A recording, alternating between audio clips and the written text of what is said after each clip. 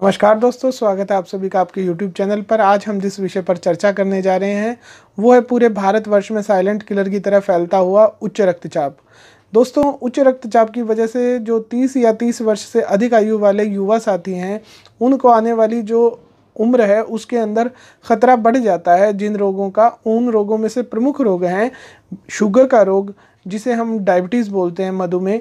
दूसरा, अधरंग का समस्या हो सकती है, दिल के दौरे की समस्या हो सकती है, और उन लोगों को लीवर गुर्दे के विकार बढ़ने की समस्या हो सकती है।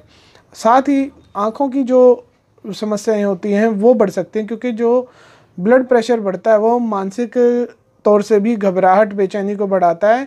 और जो हमारी माइक्रो ब्लड वेसल्स हैं, जो पतली रक्त वाहिनियाँ हैं, जो कि हमारे इन्हीं क्षेत्रों में पाई जाती हैं, जैसे गुर्दे के अंदर, लीवर के अंदर, ब्रेन के अंदर, हमारे मस्तिष्क के अंदर, हमारी आँखों के अंदर और हमारे हृदय के आसपास जो पतली पतली रक्त वाहिनियाँ हैं उनके अंदर जब प्रेशर ज़्यादा बढ़ जाता है तो वहाँ पर विकार पैदा होने लग जाते हैं और वहाँ पर एक विस्फोरण की स्थिति हो जाती है, अटैक की स्थिति हो जाती है, जिसकी वजह से सीवीए हो सकता है, हार्ट अटैक हो सकता है, ब्रेन स्ट्रोक्स हो सकते हैं।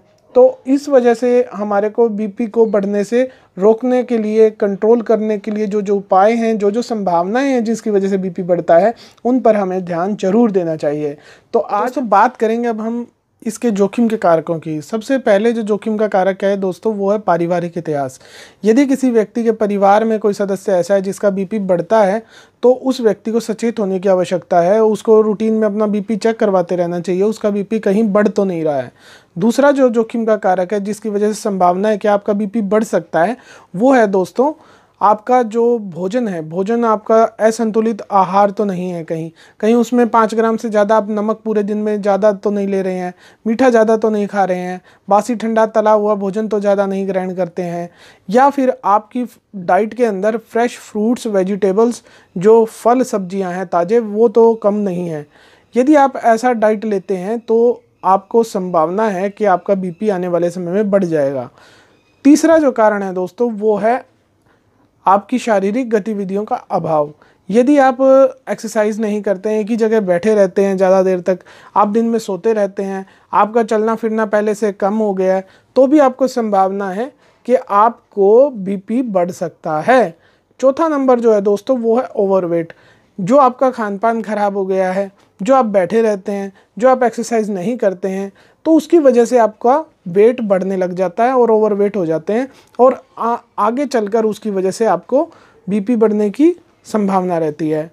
अब पांचवा जो कारण है दोस्तों वो है आपके अंदर, यदि आप शराब या तंबाकू के पदार्थों का सेवन करते हैं उसकी वजह से भी आपका बीपी बढ़ सकता है। दोस्तों, शराब जो होती है वो हमारे जो वेसल्स होते हैं बॉडी के अंदर, जिनके अंदर खून की नलिकाएं जो रक्त का वहन करती हैं, जिनमें ब्लड का फ्लो होता है, जो वेसल्स होती हैं, आर्टरी, वीन्स वगैरह, उनका जो लचीलापन है ना, फ्लेक्सिबिलिटी है, उसको कम करती है।